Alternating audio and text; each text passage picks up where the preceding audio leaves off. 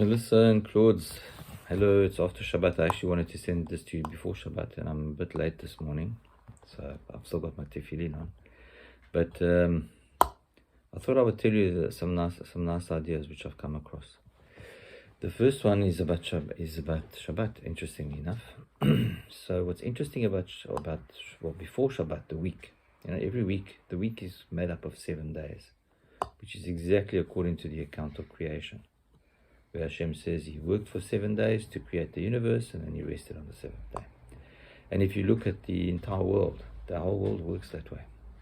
Any corner of wherever in the world, any part of the world, any civilization, any people, they all work on the 7-day week. I seem to recall there was an attempt by the Romans to change it to a 10-day week, but it failed. So anyway, so that's in a way, it's kind of proof of of Hashem, of course, and of the fact that Hashem created the world, because the whole world works according to this 7-day week. But the question is a little bit deeper than that, is why 7? Why the number 7? Where does the number 7 come from? And why 7? So of course this world is a physical world, and in this world you have 6 dimensions. You have the north, west, east and south, and you have up and down. So those are the 6 physical dimensions.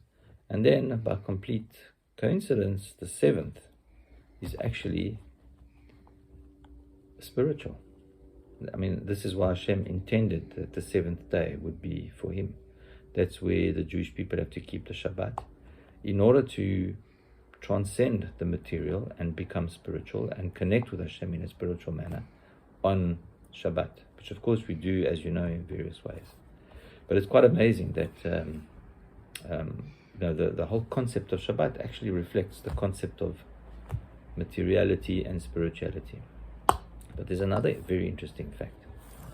On Shabbat, in the Amidah, we say this, which is, again, absolutely fascinating. And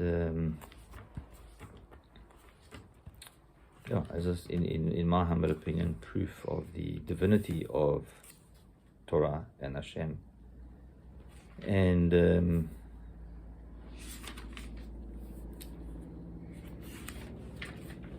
Shabbat, of course.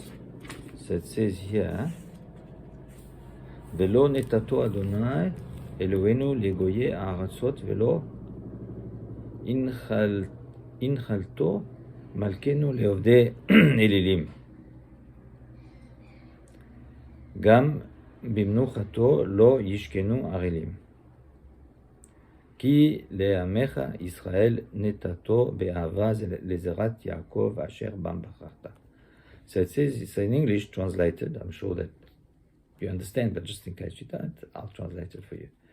And you did not give it, Hashem, our God, to the nations, the land, nor did you give it being, of course, the Shabbat, as an inheritance, our King, to worshippers of idols. Also in its rest shall not dwell the uncircumcised. For to your people Israel did you give it, with love to the offspring of Yaakov, whom you have chosen.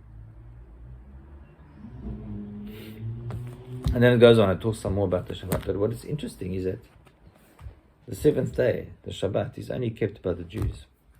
I mean, the other religions, the Christians and the Arabs, could have kept the Shabbat on the 7th day as well, but they don't. They keep it on other days. And remember, the Amidah is over 2,000 years old. It was constructed or built or designed by the Anshe Knesset HaGedolah, which was in between the destruction of the first and the second temple. So we're talking about 2,300, maybe 2,000, between 2,600 and 2,300 years ago. Anyway, I thought you'd find that interesting, and I hope that you're having a good time in Israel. And that's it. Thank you for listening. It's 4 minutes, 5 minutes, so it's not too long. And I hope you found it interesting. Shabbat Tov.